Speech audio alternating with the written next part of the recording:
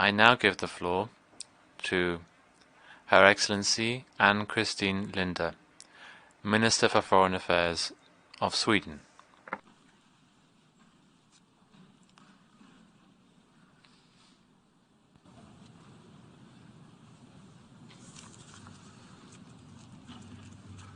Madam President, Excellencies, times of crisis require the best of us.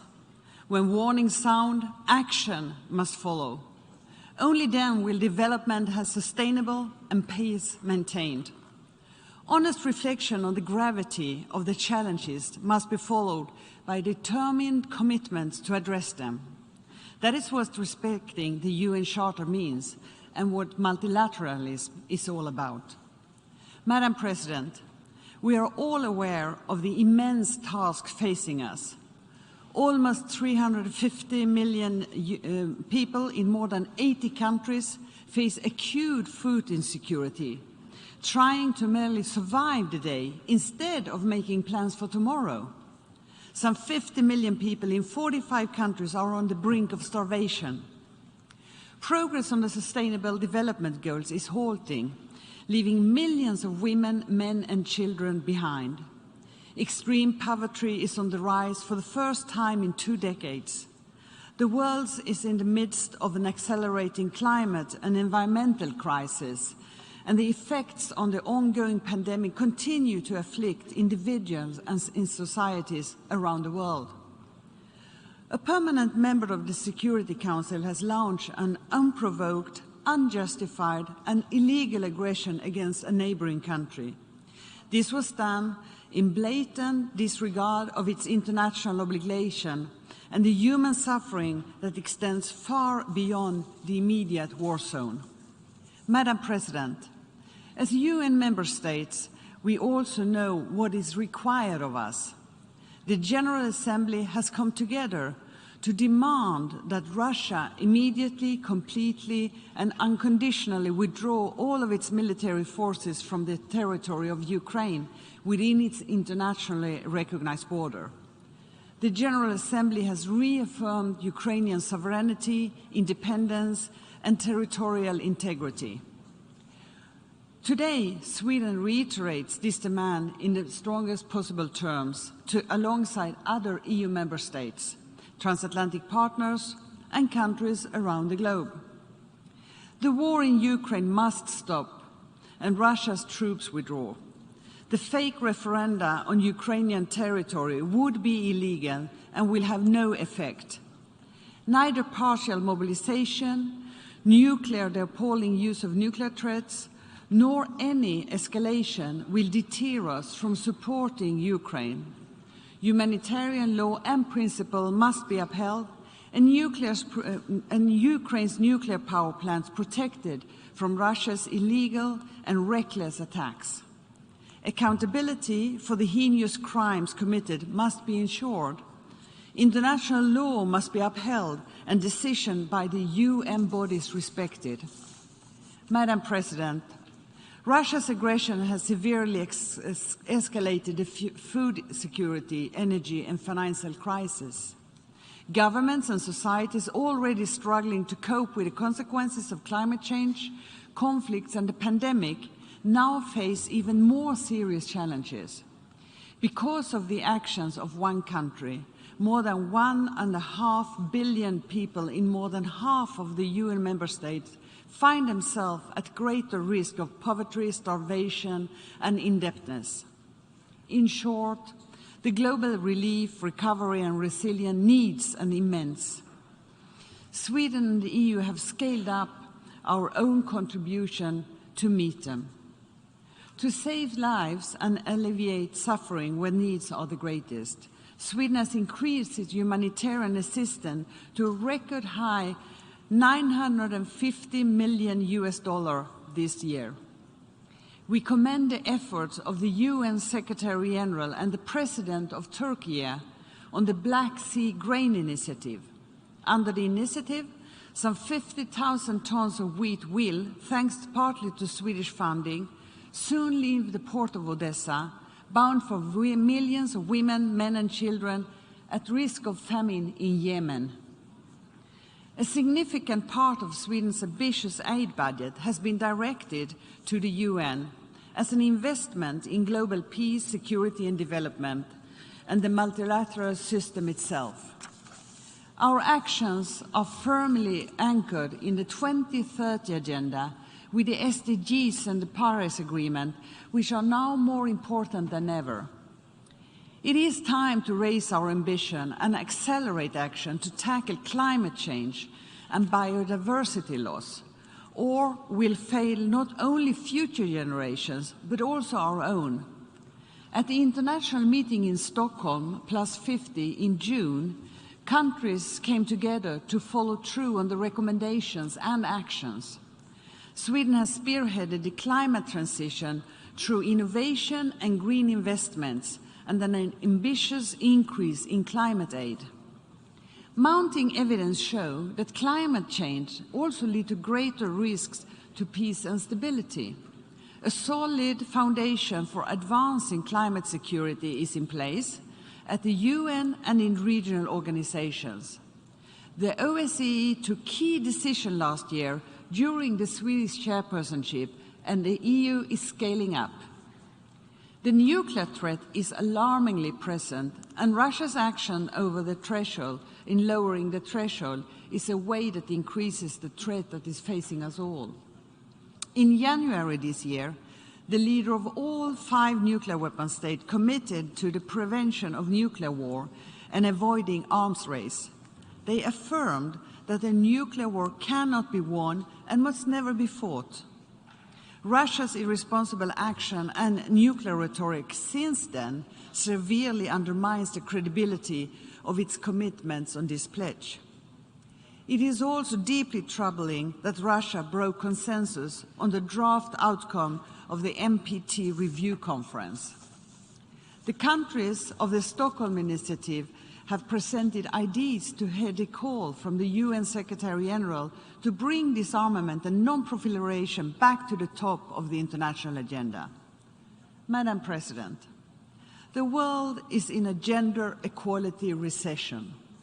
Regrettably, the rights, resources and representation of women still cannot be taken for granted.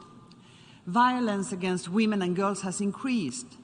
Access to safe and legal abortion has suffered major setbacks. And 1 year after the Taliban takeover, the situation for women and girls in Afghanistan has turned into a nightmare in an unparalleled system of discrimination. At the same time, more and more states are acknowledging that a gender perspective is needed to meet global challenges. As we gather for the first in-person UNGA high-level week since the outbreak of the COVID-19, we must do everything in our power to prevent another pandemic. Sweden and the EU have made substantial contribution to global vaccination.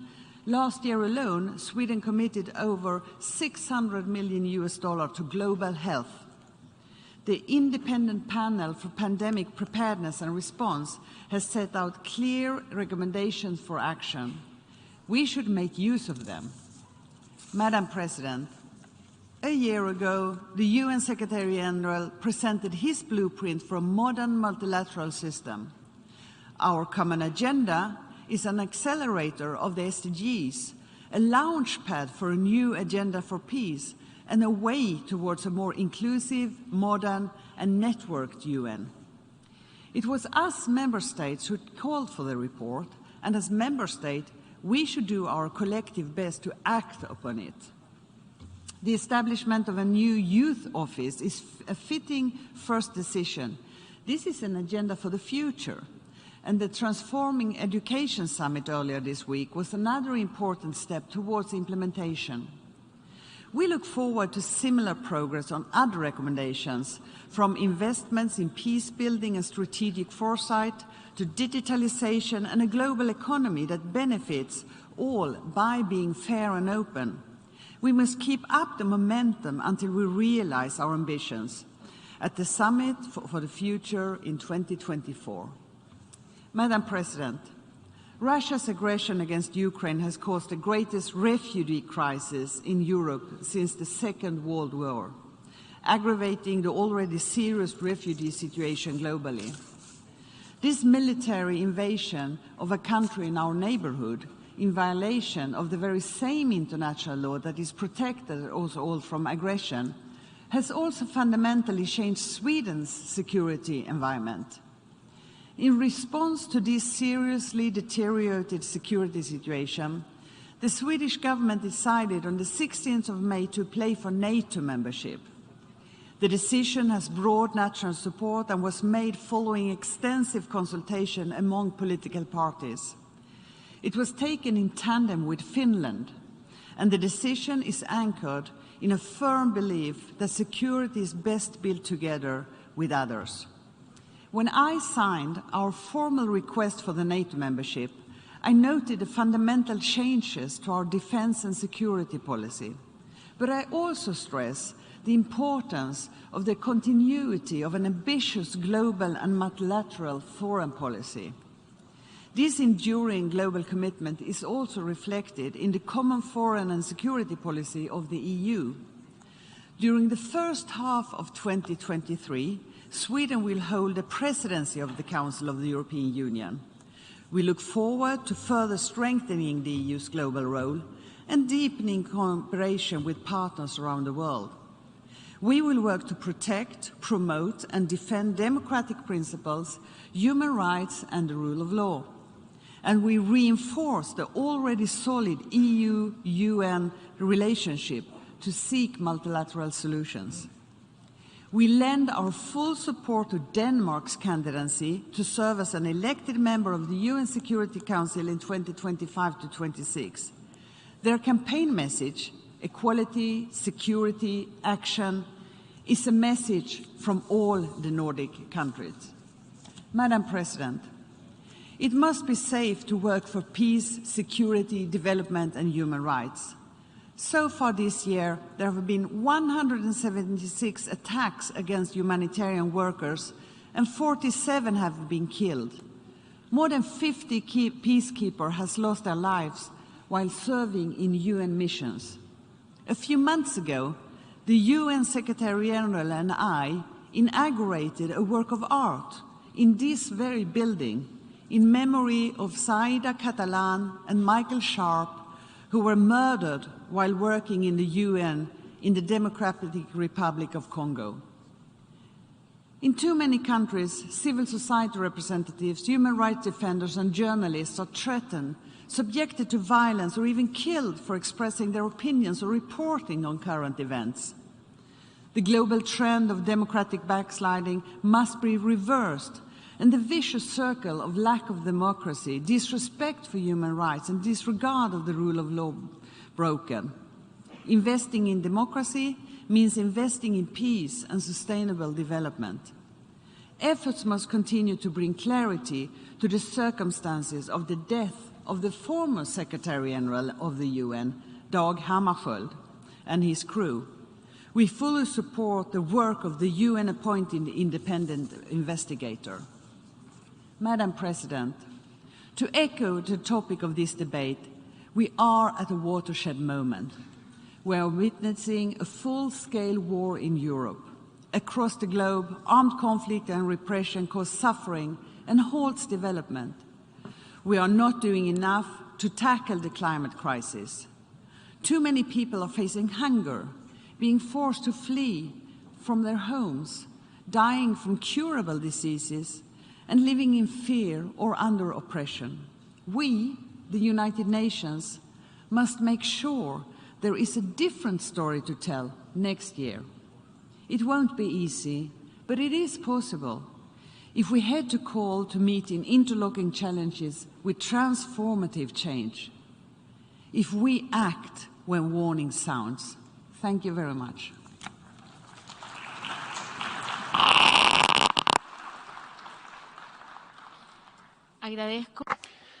I thank the Minister for Foreign Affairs of Sweden.